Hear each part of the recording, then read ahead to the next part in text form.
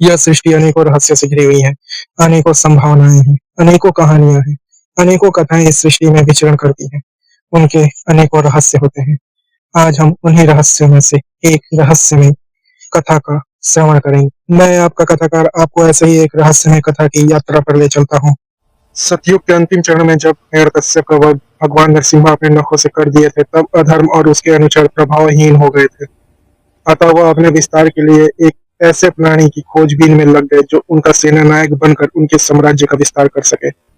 और वे लगातार प्रयास करते रहते हैं कि कहीं तो कोई प्राणी अधर्म करे, किसी प्राणी के लालच, कुंठा, घृणा आदि भावों के संचार से उनकी शक्ति में वृद्धि हो सके, जिससे वो उन शक्तियों से एक ऐसे जीव का निर्माण कर सके जो उनके साम्राज्य का विस्तार करे।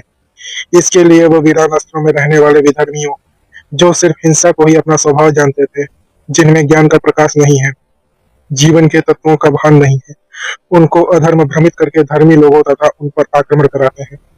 और जब वे हिंसक प्राणी लगातार उन पर आक्रमण करते हैं, तो धर्मी लोगों के अंदर निहित धैर्य और ईश्वर के प्रति आस्था कम होने लगती है, जिससे उनके धर्म की शक्ति घटने लगी और अधर्म और उनके हृदय में प्रवेश करता है, जिससे अधर्म उनके ही माध्यम से अधर्म लोगों की आध्यात्मिक शक्ति को अवशोषित कर लेता है और शक्तिशाली हो जाता है।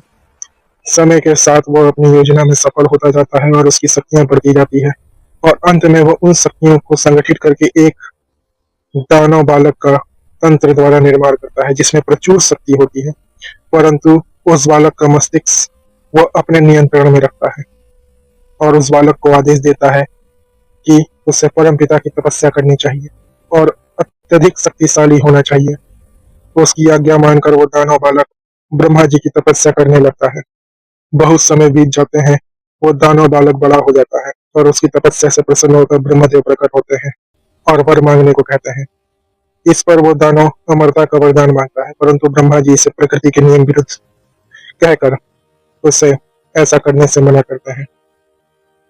तब काफी सोच विचार करने के बाद वो मांगता है कि उसकी मृत्यु एक ऐसे प्राणी के हाथों हो जो ईश्वरी शक्ति का अंश हो परंतु अपूजनीय हो, शक्तिशाली हो परंतु शक्ति प्रयोग में सदैव दुविधाग्रस्त हो, सृष्टिवासी उसको देखकर भयभीत होते हो तथा उसकी उत्पत्ति सृष्टि चक्र का भाग ना हो, तथा जिसकी आध्यात्मिक शक्ति नरसिम्हा से प्रेरित हो, परंतु वह नारायण या उनका अंश ना हो, जो मानव की चेतना का स्वरूप भी हो।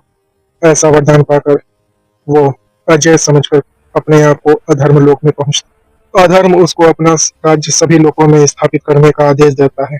सबसे पहले वह दानव पाताल लोक पर आक्रमण करता है। पाताल लोक के राजा चंद्रबाहु से उसका युद्ध होता है और बहुत भयंकर और रोचक युद्ध के अंत में चंद्रबाहु की पराजय होती है। इसके पश्चात वो दानव पाताल लोक के अधिपति के रूप में नियुक्त होता है तथा असुर उसको असुर प्राणेश्वर शोकवज्र नाम से संबोधित करते हैं, अर्थात जो असुरों के शोक का नाश करने वाला हो तथा असुरों का अधिपति हो।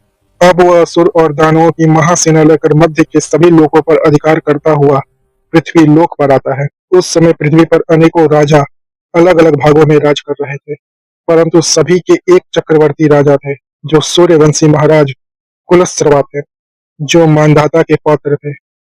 उनका शासन समस्त पृथ्वी पर था।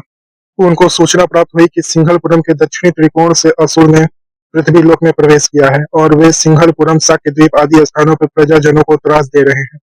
महाराज अपनी प्रजा की रक्षा हेतु सेना सहित वहां पहुंचते हैं। असुरों और मानवों की सेना का अर्व क्षेत्र में महायुद्ध होता है। इस युद्ध में असुरों और मायावी शक्तियों का प्रयोग करते हैं, परंतु मानव भी अत्यधिक निपुणता से असुरों की सभी माया को अपने गुरुओं के प्राप्त ज्ञान और युद्ध विद्या से नष्ट कर देते हैं। तब दानवों की सेना में से एक अत्यंत भयंकर दानव जिसका नाम अग्निमुख था, वो अपने मुख से अग्नि प्रहार करता हुआ आता है, जिससे कुलस्त्रवा की सेना नष्ट होने लगती है। यह देखकर महाराज कुलस्त्रवा स्वयं उस दानव के समक्ष आते हैं और अपने आग्नेय अस्त्र से उसका अंत कर देते हैं।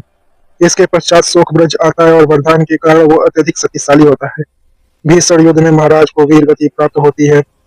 पृथ्वी पर असुरों के नियंत्रण हो चुका था, जिससे असुर और दानव धर्म कार्य में लगे हुए लोगों पर अत्याचार करते थे, साधु जनों को पीड़ित करते थे और धन को लूटते थे, ईश्वर की उपासना करने वालों को दंडित करते थे। असुर अपने गुरु शुक्राचार्य के आदेश का पालन भी नहीं कर रहे थे। पृथ्वी और पृथ्वीवासियों की दयनीय स्थिति देखकर देवों ने हस्तक्षेप का निर्णय लिया। वे अपनी सेना के साथ वरुण देव तथा अग्निदेवों ने असुरों पर आक्रमण किया। जिससे असुरों को बहुत क्षति हुई। इसका पता जब शोकवज्र को हुआ तो उसने अपनी मायावी दानवी और असुर सेना के साथ युद्ध स्थल पर पहुंचा। वरदान के कारण वो देवों पर भारी पड़ने लगा और देव सेना स्वर्ग की ओर भागी, परंतु वो उनका पीछा करता वह स्वर्गलोक तक भी पहुंच गया।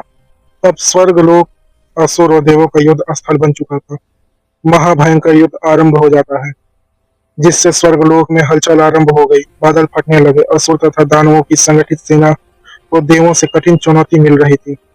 देवराज इंद्र और सूर्यदेव मिलकर असुर नायक शोकवज्र से युद्ध कर रहे थे। फिर देवराज और सूर्यदेव की संगठित प्रहार से असुर नायक कुछ दूर जा गिरा। उसके पश्चात उसने अपने मायावी तांत्रिक शक्तियों को अपने हाथों से छोड़ा, जिससे देवराज इंद्र और सूर्यदेव स्वर्गलोक के बाहर जा गिरे। देवों की हार हुई और असुरों का स्वर्ग पर नियंत्रण हो गया। अब सारे असुर प्रकृति के नियम को भंग करने लगे, जिससे संतुलन बिगड़ गया। समय बीतता है। सभी देव नारायण के पास जाते हैं और वे उस समस्या के निवारण का उपाय पूछते हैं। नारायण कहते हैं कि इस प्रश्न का उत्तर महर्षि अत्रि ही के पास है। सारे देव ऋषि अत्रि के पास जाते हैं और अपने आने का कारण बताते हैं, जिस पर ऋषि समझ जाते हैं और वे एक दिव्य चक्री द्वार को अपने हस्तदंड से खोलते हैं। वो चक्री द्वार द्वारा अंतरिक्ष के एक अन्य स्थान पर पहुंचते हैं। वो एक अंतरिक्ष का दूसरा आयाम था, जहां बहुत अंधेरा होता है, परंतु सुदूर एक प्रकाश पुंज होता है।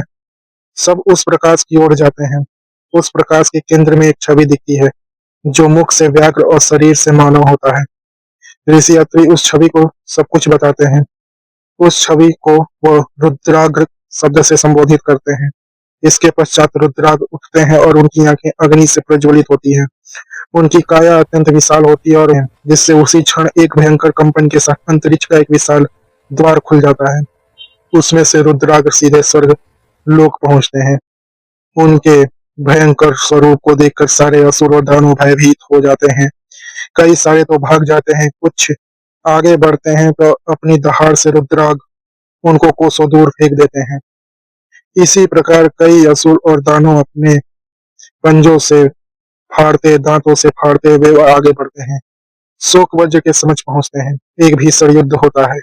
दानव उन पर अनेकों प्रहार करता है, पर सारे प्रहार व्यर्थ होते हैं। इसके पश्चात वह असुर अदृश्य होकर प्रहार करता है। कभी आकाश से भयंकर पर्वत उठाकर फेंकता है, जिसको रुद्राग्र एक ही प्रहार में चूर चूर कर देते हैं।